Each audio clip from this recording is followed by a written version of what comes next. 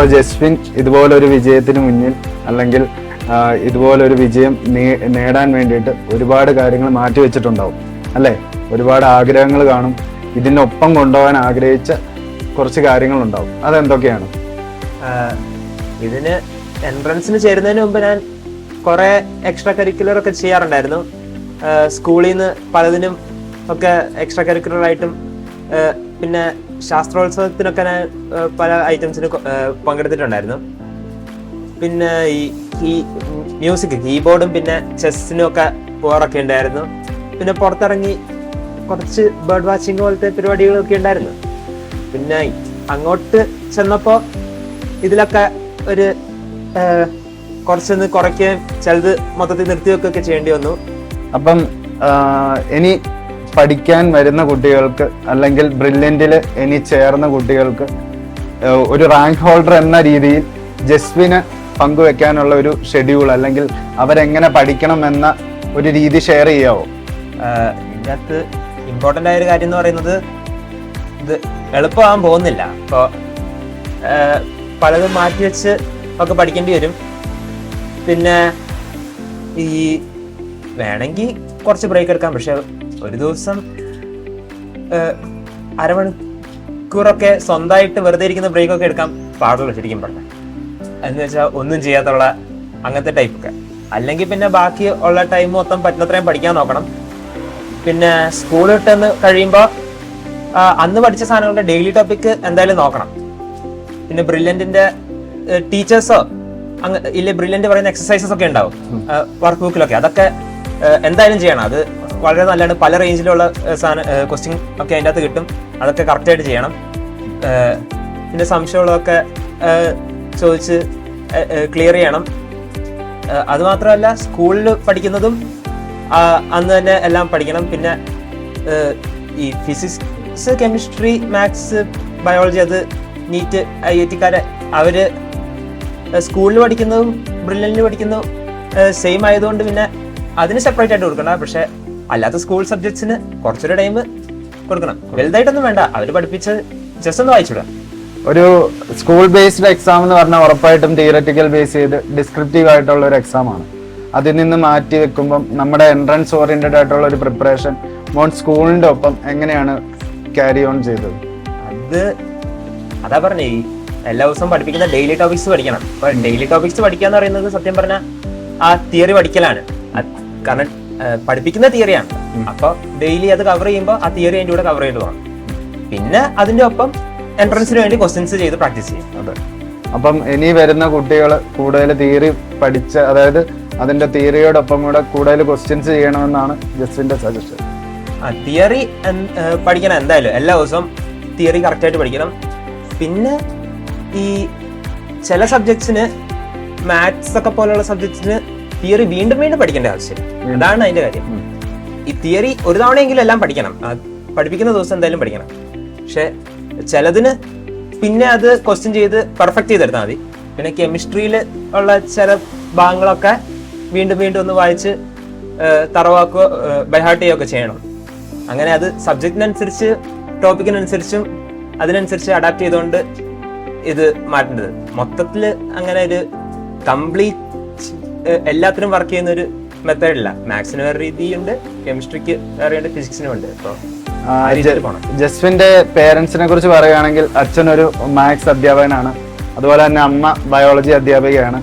അപ്പം അത് എത്രത്തോളം ഇൻഫ്ലുവൻസ് ചെയ്തു, അല്ലെങ്കിൽ അതുകൊണ്ടൊക്കെയാണോ ബ്രില്യൻറ്റിലോട്ട് എത്താനുള്ള കാരണം എന്തായിരുന്നു? എൻ്റെ ജീവിതത്തിൽ ഉള്ള എല്ലാ മൊമെന്റ്സും ഇങ്ങനെ കൂടുതലും ഒരു സയൻസ് ടൈപ്പ് രീതിയിലോട്ട് തന്നെയായിരുന്നു പോയിക്കൊണ്ടിരുന്നത്. പേരൻസിന്റെ ഇൻഫ്ലുവൻസ് ഉണ്ട്. അവര് കൂടുതലും ആ രീതിയിലാണ് സ്റ്റിയർ ചെയ്യുക. പിന്നെ പണ്ടോട്ടെ വായിച്ചുകൊണ്ടിരുന്ന ബുക്സ് ഒക്കെ പലതും എന്താ യുറീക്കൊക്കെ പോലത്തെ ആ ഒരു രീതിയിലുള്ള ബുക്കൊക്കെ പലതും തരുമായിരുന്നു, വായിക്കാൻ തരുമായിരുന്നു. അങ്ങനെ നോക്കുമ്പോൾ ഈ ഇൻഫ്ലുവൻസസ് കാരണം കൂടിയാണ് ഞാൻ ഈ ഒരു പാത്തിലോട്ട് വന്നിരിക്കുന്നത്. ഇല്ലെങ്കിൽ ചിലപ്പോൾ ഞാൻ വേറെ വല്ല പാത്തിലോട്ടും ചിലപ്പോൾ പോയെന്നിരിക്കും. ഈ സയൻസിലോട്ടുള്ള ആഗ്രഹങ്ങൾ മോന് കുഞ്ഞിലെ തൊട്ട് അങ്ങനെ തന്നെ സയൻസ് എയിം ചെയ്താണോ, അതോ പിന്നീട് ഒരു +2, +1, +2 ഒക്കെ ആയി എൻട്രൻസ് ഫീൽഡിലോട്ട് വന്നു കഴിഞ്ഞിട്ടാണോ ഈ ഒരു ആഗ്രഹം വന്നത്? അത് ചോദിച്ചാ ഭയങ്കര ചെറുപ്പം തൊട്ടുള്ളതല്ല, അത് ഭയങ്കര ചെറുപ്പത്തില് സാധാരണ പിള്ളേരെ പോലെ എന്താ എനിക്ക് പോലീസ് ആവണം, എനിക്ക് അതാണ് ഇതാവണം ഇങ്ങനെ. പിന്നെ അത് പതുക്കെ പതുക്കെ ഗ്രാജുവലി ഡെവലപ്പ് ചെയ്ത് വന്നതാണ്. പെട്ടെന്ന് ഒരു ദിവസം ഡ്രോപ്പ് ചെയ്തതല്ല. അല്ല, +1, +2 എൻട്രൻസ് ഓറിയന്റഡ് ആയിട്ട് പഠിക്കുമ്പോൾ മോന് നോർമലി സ്റ്റുഡൻസ് MBBS എഞ്ചിനീയറിംഗ് എന്ന ലക്ഷ്യത്തോടു കൂടി നിൽക്കുമ്പോൾ മോനൊരു സയൻസ് ഫീൽഡിലോട്ട് ലക്ഷ്യം അപ്പൊ തന്നെ ഉണ്ടായിരുന്നു, അതോ MBBS എഞ്ചിനീയറിംഗ് ഒക്കെ തന്നെയാണോ ലക്ഷ്യം വെച്ചിരുന്നത്? എനിക്ക് കൂടുതൽ താല്പര്യം റിസർച്ച് ടൈപ്പ് ആയിരുന്നു. അത് പിന്നെ എഞ്ചിനീയറിംഗ് മെഡിക്കൽ ആയാലും ഏത് ഫീൽഡിലാണെങ്കിലും റിസർച്ച് ചെയ്യാൻ പറ്റും അതറിയായിരുന്നു. അതുകൊണ്ട് പിന്നെ ഞാൻ അതിൽ വലിയ കുഴപ്പമില്ലായിരുന്നു. പിന്നെ കൂടുതലും റിസർച്ച് ചെയ്ത് കാര്യങ്ങൾ കൂടുതൽ അറിയാൻ വേണ്ടിയാണ്. ഓക്കെ, ഇതിന്റെ എൻട്രൻസ് ലെവൽ ഓഫ് പ്രിപ്പറേഷനെ കുറിച്ച് സംസാരിക്കുകയാണെങ്കിൽ മോന് ഇപ്പൊ JEE നീറ്റ് നമുക്കറിയാം, മാത്സും ബയോളജി സെപ്പറേറ്റ് ആയിട്ട് 2 സബ്ജക്റ്റുകളാണ്. മോൻ ഏതിനായിരിക്കും കൂടുതൽ ഇമ്പോർട്ടൻസ് കൊടുത്തിരുന്നത്? അതായത് maths, biology, physics, chemistry common ആണ്. മാത്സും ബയോളജിയും മോൻ ഒരുപോലെ നോക്കിയിട്ടുണ്ടെന്ന് ഇപ്പം മനസ്സിലാവുന്നുണ്ട്. കാരണം റിസൾട്ട് വന്നപ്പോൾ JEE മെയിൻസിനും നല്ല റാങ്ക്, JEE അഡ്വാൻസിനും നല്ല റാങ്ക്, നീറ്റിനും നല്ല റാങ്ക്, അതുപോലെ തന്നെ ഐസറിനും 1ാം റാങ്ക് തന്നെ മേടിച്ചു. അപ്പം അത്രയും കിട്ടണമെങ്കിൽ ഒരുപക്ഷെ ഒരു കുട്ടി സ്വാഭാവികമായിട്ട് ഒരു നീറ്റിന് പഠിക്കുന്ന കുട്ടി ഫിസിക്സ്, കെമിസ്ട്രി, ബയോളജി മാത്രം പഠിച്ചാൽ പോലും അവർക്ക് അതിന് തന്നെ ടൈം കിട്ടുന്നില്ല. അപ്പം മോനൊരു നല്ലൊരു ടൈം മാനേജ്മെന്റ് അതിൽ കൊണ്ടുവന്നെന്ന് ഉറപ്പാണ്. അപ്പൊ അതിനെക്കുറിച്ച് കുട്ടികൾക്ക് ഷെയർ ചെയ്യാവോ? അതില് ഒരു ഇമ്പോർട്ടന്റ് പാർട്ട് എന്ന് പറയുന്നത് സ്കൂൾ ടോപ്പിക് ഒഴിവാക്കാതിരിക്കല് അതിന്റെ ഇമ്പോർട്ടന്റ് പാർട്ടായിരുന്നു. ബ്രില്യന്റില് മാത്സ് ആണ് പഠിച്ചെങ്കിലും സ്കൂളിൽ അവര് ബയോളജി പഠിപ്പിക്കുന്നുണ്ട്. അപ്പൊ ഞാൻ അത് എല്ലാ ദിവസവും നോക്കാറുള്ളത് കൊണ്ട് അതിലൊരിക്കലും ടച്ച് വിട്ടിട്ടില്ല. പിന്നെ എൻട്രൻസിന്റെ എക്സാമിന്റെ ആ ഫേസിനോട് അടുത്തെത്തിയപ്പോ ഞാൻ പിന്നെ അതിന്റെ അകത്ത് കുറച്ചും കൂടി ഒന്ന് ഫോക്കസ് ചെയ്ത് കുറച്ചുകൂടി ടൈം കൊടുക്കാൻ തുടങ്ങി. എക്സാമിന്റെ അടുത്തെത്താറായപ്പോ ഒരു സെപ്റ്റംബർ ആയപ്പോഴേക്കും ഞാൻ കുറച്ചുകൂടി ഫോക്കസ് കൊടുക്കാൻ തുടങ്ങി. അങ്ങനെയായിരുന്നു പോയത്. അതുപോലെ തന്നെ ഓരോ വീക്ക്ലി എക്സാം കഴിഞ്ഞപ്പോഴും നമ്മുടെ ഡയറക്ടേഴ്സ് മോനെ കോണ്ടാക്ട് ചെയ്തിട്ടുണ്ട്, എങ്ങനെയൊക്കെയാണ് പഠിക്കുന്നത്, അല്ലെങ്കിൽ മീറ്റിംഗ് ഉണ്ടായിരിക്കും. അപ്പം മോനെ ഡയറക്ടേഴ്സ്, ബ്രില്യന്റിന്റെ ഡയറക്ടേഴ്സ് എത്രത്തോളം ഇൻഫ്ലുവൻസ് ചെയ്തിട്ടുണ്ട് മോനെ ഈ ഒരു വിജയത്തിന് വേണ്ടിയിട്ട്, അല്ലെങ്കിൽ ഇതിന്റെ ഒരു പ്രിപ്പറേഷന് വേണ്ടിയിട്ട്? പലപ്പോഴും പല ഡയറക്ടേഴ്സും ഒക്കെ ഞങ്ങളുടെ ക്ലാസ്സുകളിലൊക്കെ വരാറുണ്ടായിരുന്നു, മീറ്റിംഗ് ഒക്കെ ഉണ്ടായിരുന്നു. അപ്പോൾ അതൊക്കെ നല്ല ഇൻസ്പിറേഷണൽ ആയിരുന്നു. പിന്നെ ചിലര് ഇൻസ്പയർ ചെയ്യും, ചിലര് ഇതിന് ആവശ്യമുള്ള ഇൻഫർമേഷൻ തരും. അപ്പൊ അതെല്ലാം ഇതിലോട്ടിട്ടാൻ വളരെയധികം സഹായിച്ചിട്ടുണ്ടായിരുന്നു. ആ മീറ്റിംഗ്സ് ഒക്കെ വളരെ ഇമ്പോർട്ടന്റ് ആയിരുന്നു.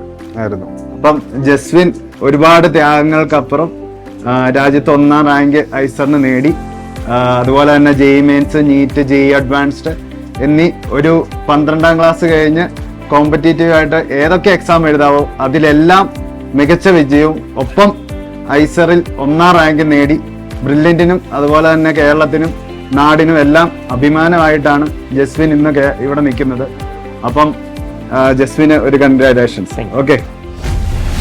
Brilliant Study Center, India's #1 coaching center for NEET and JEE.